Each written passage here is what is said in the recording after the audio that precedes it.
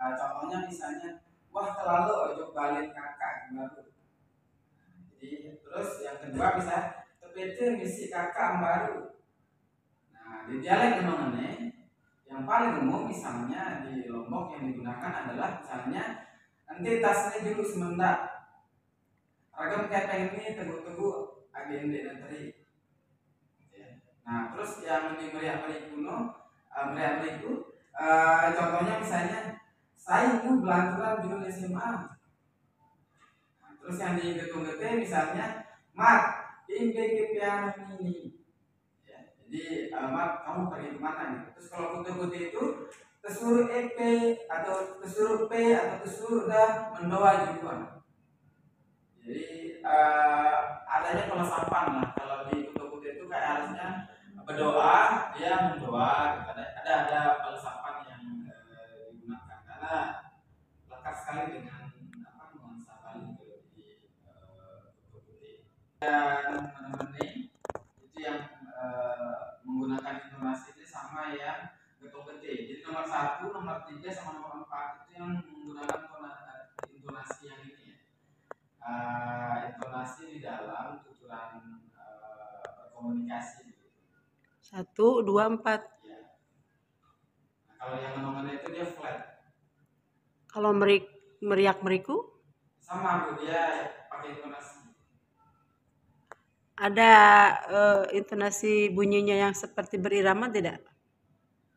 Kalau dibilang berirama seperti nada enggak sih, cuma kayak begini bro. Saya contohkan saya dari ini.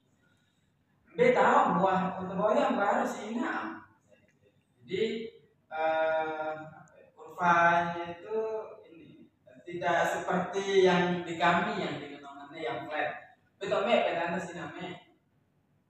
Jadi dari sisi diksi juga ada perbedaan ya dibanding dengan dialek yang lain. Jadi lebih bergelombang gitu ya? Ya, yang di Manongene kemudian meriak meriku sama Getung Gede itu yang menurut saya Prof ya, yang saya amati dan saya lihat sendiri, itu memang dia yang bertonas apa ya, bergelombang lah kalau dia berbicara. Misalnya Getung Gede itu mat ini ini ya udah angka dia berintonasi. Kalau dia dituturkan secara pelan di dialek nomornya dia lucu jadi kayak apa kayak lucu lah kurang tepat gitu ya. Nggak berterima. Maka dia berintonasi sehingga orang akan cepat untuk mendeteksi oh ternyata ini dia orang yang tahu kita dia orang Indonesia dia pakai bahasa Indonesia saya kak sekarang dia kadang terbawa dalam bahasa Indonesianya karena sudah ini ya. Nah itu ada sebulan kawin gantung. Ya, kedua itu nanti ada pemilik dengan tua atau kemauan orang tua. Jadi dia nikah karena kemauan orang tuanya. Jodohkan. Ya, jodohkan lah. Nah yang ketiga ini itu yang dia menghibah melamar. Nah yang keempat ini merari. Merari itu kalau bahasa Indonesianya ya kawin lari. Nah tapi orang-orang non sasa itu tahunya hanya merari. Kalau orang Lombok itu nikah merari itu kawin lari kan. Nah tahunya kawin lari. Padahal Prof, kawin lari ini itu adalah ketika tiga jenis pernikahan ini nggak bisa. Maka ini dilakukan. Kalau tiga ini bisa, maka ini jangan. Contohnya saya. Saya nikah, maka ini harus lari. Kita dipakai. Sehingga muncullah satu pola bahwa kalau orang-orang berpendidikan di Lombok itu rata-rata dia menikah. Rata-rata. Nah nanti kembali lagi ke adat. Kalau memang dia lahir dari rahim adat nikah, dia harus tetap misalnya dia dilarikan atau kadang dia juga diminta gitu. Tergantung nanti kesepakatan kedua belah pihak gitu. Jadi nanti berlaku nanti lokusi dan berlokusinya. Jadi kalau ada pakemnya Prof. Sebenarnya di adat itu terutama di awit-awit Sasak itu dia ada pakem mengambil atau melahirkan anak. Pertama itu ketika mengambil itu sudah ada perjanjian perjanjian untuk pernikahan yang serius. Itu sebenarnya kata kuncinya. Jadi antara si mempelai laki-laki dan perempuan ini memang sudah benar mau menikah. Nah, kemudian hal-hal terkait dengan ketentuan misalnya dilarikan apa tidak itu bergantung pada proses permintaan di awal. Karena saya juga pernah ikut melarikan selanjutnya membawa salah satu perempuan gitu. Karena ada mahasiswa saya yang harus saya mengambil karena perempuan itu adalah mahasiswa saya juga, yang cowok itu mahasiswa saya juga gitu.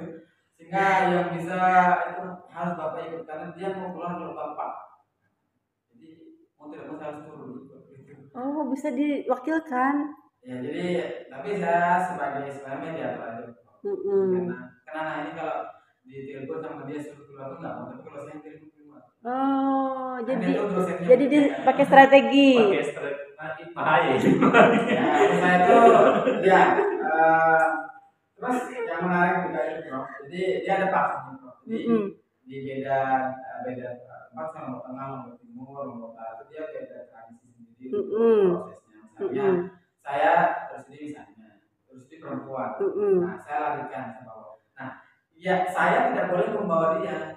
Yang boleh membawa dia adalah orang yang dekat dengan saya di lingkungan keluarga. Dan itu dia kenal sama terus dia. Iya. Jadi bukan saya yang larikan. Kalau saya larikan berarti dia tidak sesuai dengan makam. Nah tapi hari ini itu banyak yang seperti itu. Melakukan jalan pintas yang dianggap pantas. Sehingga pakem adat itu enggak begitu dihiraukan. Iya, jadi langsung diambil. Ya, oleh adanya sosial media kan, ya. Ayo fungsinya tunggu ya udah. Nah, setelah keluar dari rumah kemudian dibawa lari atau dilarikan maksudnya ya? Dilarikan ke keluarga cowok. Oh, dibawa. Ya, tapi bukan ke rumah cowoknya. Entah itu paman, entah itu bibi. Iya. Jadi dilarikan ke pihak ketiga.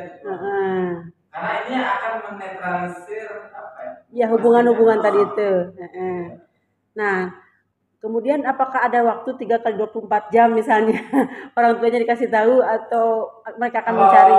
Kalau masalah kepastian itu tidak ada, Prof. Ini lebih pada mempelai laki-laki dan perempuan terhadap kepastian pernikahan. Kalau yang saya katakan di awal, biasanya itu mereka ada kepastian pernikahan. Meskipun ada juga kasus yang memang dia nggak mau menikah. Terkadang cowoknya mau gitu. Larikan aja. Nah, biasanya kalau perempuannya tidak mau jadi menikah misalnya, itu prosesnya yang paling lama. Makanya nanti istilahnya pembayun itu bertugas mengkomunikasikan antara dua keluarga itu, dua desa itu. Ini yang paling lama menguras waktu. Bisa berapa lama tuh? Ada sebulan, 2 bulan. Oh, begitu. Iya. Siang itu tetap diculik. Di rumahnya cowok. Sampai kemudian orang tuanya merestui. Gitu. Yeah. Terus memberitahu misalnya sudah diambil nih ke rumah cowoknya, ke keluarga cowoknya. Terus orang tuanya dikasih tahu bahwa ini anak ibu sudah saya ambil. Di sana tuh ada jeruk, ada jeruk. Sama kan di sini ada jeruk pilihan. Jadi kalau mungkin maksudnya kampusnya kepala dusun lah gitu ya, atau lurah gitu kan. Saya lurah. Nah, jadi nanti keluarga saya misalnya yang paman gitu, dia akan memberitahu RT RW setempat bahwasanya ini ada keluarga saya yang membawa lari anak jadi mau menikah. Nah RT nanti atau RW itu yang melapor ke kelurahan atau ke desa. Nah itu dari pihak desa lah yang mengirim nanti petugas atau yang sudah berbayar untuk melaporkan ke keluarga perempuan. Nah nanti ya nanti biaya transportasi. Jadi polisi tidak berguna di sana ya? Bukan tidak berguna, Bro. Jadi memang belum masuk ranahnya ke polisi. Tidak dilaporkan kan itu karena sudah tahu bahwa itu sebuah. Ini, Bro. Kalau misalnya dia diambil malam atau pagi, jam 8 malam, nah sampai ke keluarganya si cowok. Nah situlah nanti di keluarga cowok, pamannya, bibinya itu memastikan kamu mau nikah kan. Nah kalau bilang ya, nah berarti dia pihak perempuan itu disuruh nelpon keluarga. Kalau sekarang kan lewat handphone ya, tinggal telepon. Kalau yang dulu karena belum ada handphone, maka pihak paman saya ini misalnya itu yang melapor ke RT. Desa kelurahan, itulah yang melapor ke kelurahan nanti tempat perempuan. Ya, tapi tidak ada tidak ada menurunkan polisi kan, bukan sebagai wilayah hukum kan itu. Kecuali ada kecualinya. Dia tidak sama suka dan baru kenal misalnya, mungkin baru bisa. Tapi kalau ini sudah pacaran lama dan ingin menikah, maka tidak akan kena dengan delik itu.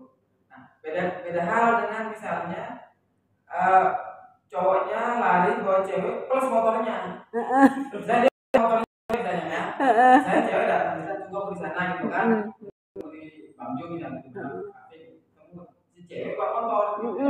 Nah terus cowok pergi sama si cewek pakai motornya cewek. Oh itu jadi bisa jadi kasus. Kalau itu bisa diajukan, jadi pihak keluarga bisa mengajukan curanmornya itu. Bisa. Tapi kalau ada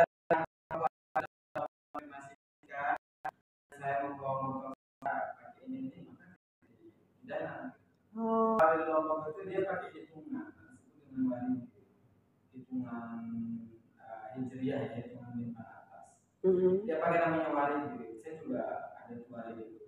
Jadi hitungan kalender Islam lah, patokan itu pakai kalender Islam. Iya betul. Kita hitung jam berapa dia kalah, jam berapa kita menang. Artinya misalnya ada 1/24 jam nih, misalnya dari jam 7 pagi sampai jam 12 siang atau sampai jam 6 sore kan. Dari 12 jam ini jamnya dia kalah itu jam berapa? Itu dihitung. Di nomor namanya waringin atau kalender istilahnya kalau bahasa dikit ada namanya kalender itu, tapi yang sering di Baduy itu ada. Baduy ada kalender itu. Dihitung dia. Kalau hutang, mau mencuri, ada kalendernya. Jadi ada apesnya begitu ya. Iya, ada apesnya. Oh iya. Terus kalau misalnya biar orang senang kita duduknya harus ada nama. Iya. Ada hitungannya. Iya. Jam kepalanya tidak ada, gambar itu kapan dia bawa oleh ada hitungannya. Kayak sistem nanam padi juga pakai hitungan itu. Di sana. Itu menarik loh itu. Yang kental dengan budaya ininya ya. Numerasi sebenarnya itu numerasi lokal itu. Makanya saya gitu ya secara sama itu juga hitung kok. Karena harus hitung untuk meminimalisir permintaan di surga. Di surga itu kayak uang untuk keluarga. Itu salah satu trik. Trik sama. Iya. Itu ya saya ada uang kok, saya ada uang 100. Cuma pihak keluarga bilang ini sebanyak apapun. Kalau memang begitu. Ibu percaya apa enggak begitu? Saya nggak percaya, tapi karena saya lihat dulu buku saya menikah. Ternyata nggak ngitung itu habis. Makanya saya nggak mau beresiko kan, uang pinjaman. Jadi harus hitung matang. Menikah pakai uang pinjaman, jadi harus saya hitung matang. Iya, memang itu keadaan lokal merupakan kecerdasan lokal jenis gitu ya pada masyarakat tradisional kita, bagaimana memfikskan perjalanan hidup dengan waktu begitu, mensejajarkan. Jadi intinya bagaimana mereka menjajari waktu dengan tepat itu. Jadi sebenarnya hitung-hitung itu untuk keselamatan juga.